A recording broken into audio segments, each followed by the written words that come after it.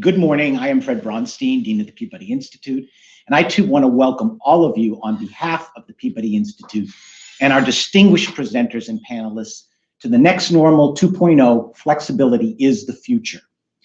Today is a direct outgrowth of the Next Normal, Arts, Innovation, and Resilience in a Post-COVID World, a symposium convened and hosted by Peabody last February that included discussions with thought leaders from the artistic, administrative, and funding communities across the performing arts world. We had more than 1,300 participants from all walks of the arts in attendance.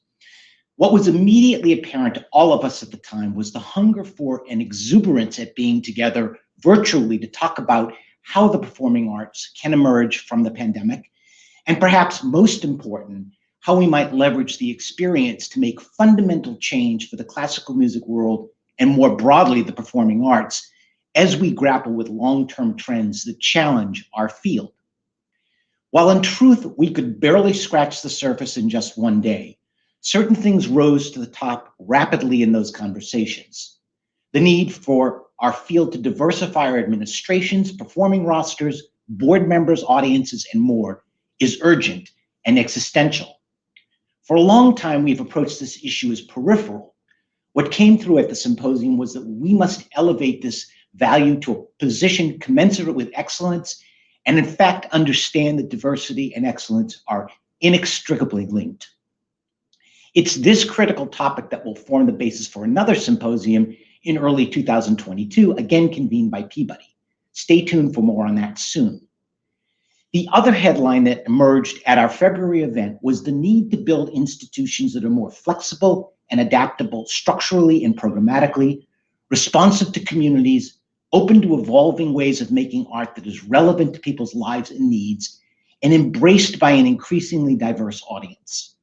Along with this is the sentiment that we must train creative artists to appreciate and value the journey to who is being reached and how by their art, as much as we value what is produced by the artist. And it's these questions that we seize on today and around which the day is focused. How might we address the barriers that impede institutional adaptability, nimbleness, innovation, and sustainability in the performing arts today?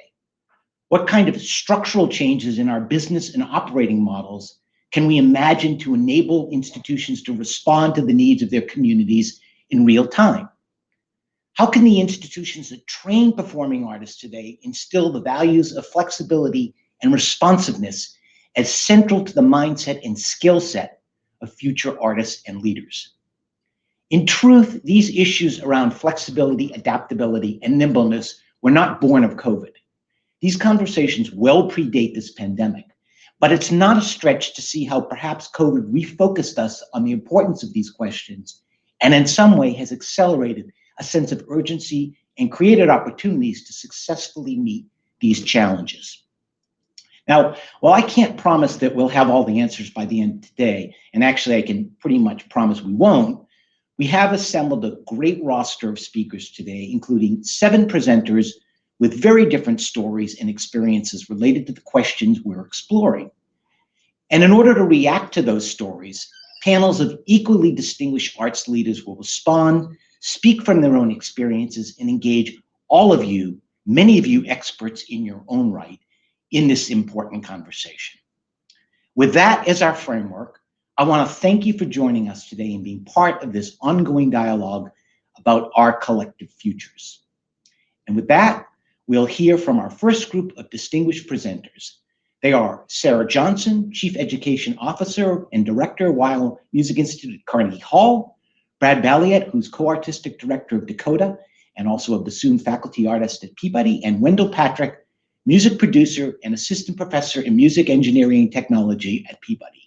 And I'll see you soon. Enjoy the presentations.